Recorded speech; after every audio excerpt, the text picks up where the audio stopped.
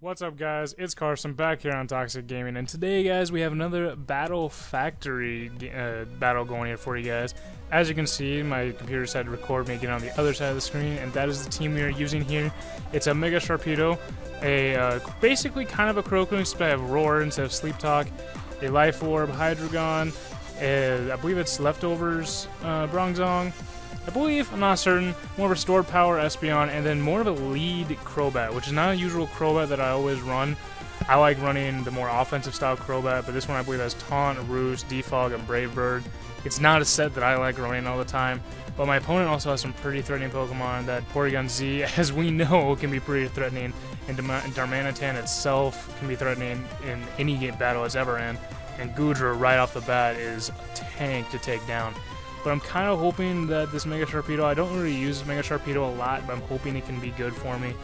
We're going to see here, but also Crocoon, which isn't the normal Crocoon, is going to be weird for me to use.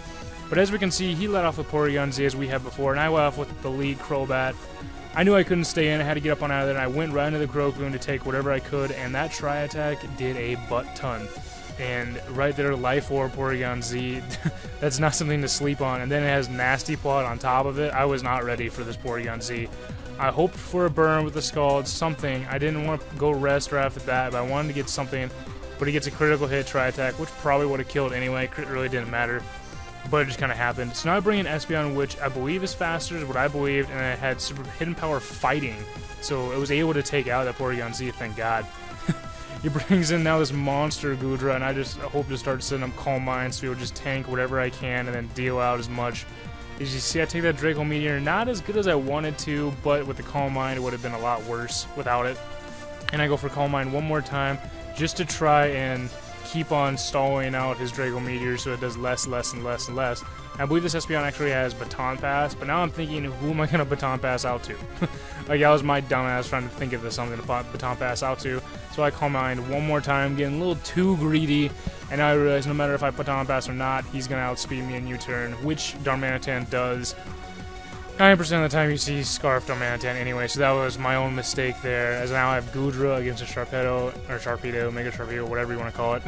I go for that Protect just to try to get one turn of speed boost and protecting myself from the Draco Meteor. Just get a little bit faster from what I can.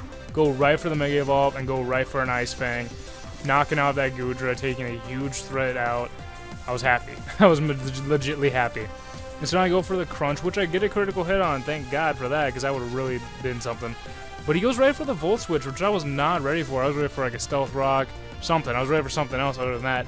And I look at this Milotic and I realize Crunch is really my best option. I don't really have much that can hit it for anything worse, but he gets the burn on the Scald, which pretty much renders this Mega Sharpedo useless.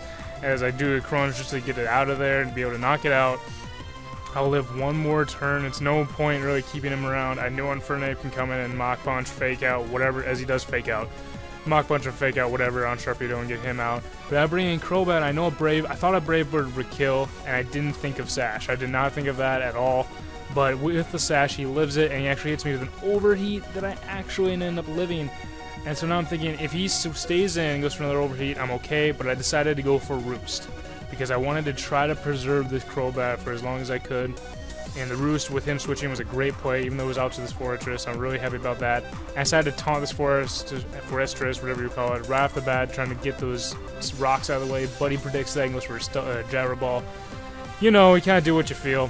And that Roost is just kind of trying to wait off this Gyro Ball damage just so I can try. I should have been more offensive, but I really had nothing else I could really do in my mind when I was playing. And Black Sludge just gave me back that little bit at a time, and his taunt is ended, and I'm just like, oh, I'm in a bind. So I take out Crobat, bring in Hydreigon, gonna try to get some good damage off on this thing with a Fire Blast. And thank God this Fire Blast hit, because I didn't know how else to really deal with that Fortress after that. I probably should have gone into Hydreigon earlier and got the Fire Blast off, but you live and learn. And now Darmanitan is basically going to clean up as much as he can with and even against a Bronzong, this U-turn does a decent amount. Bronzong I've kind of slept on for a while, but now I kind of remember why I stopped using him.